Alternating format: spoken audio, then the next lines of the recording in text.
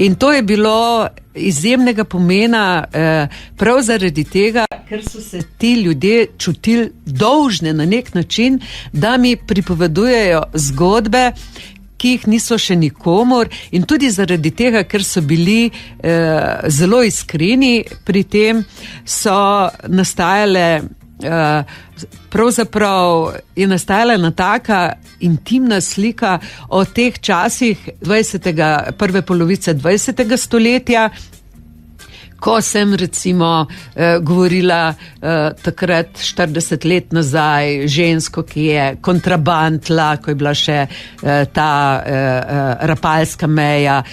Potem recimo ne bom pozabila Maxa Pekovga, ki je služil italijansko vojsko tam v prvi polovici 20. stoletja, pa to so bili ljudje, ki so gradili oziroma bili zraven, ko se je gradila Rupnikova linija.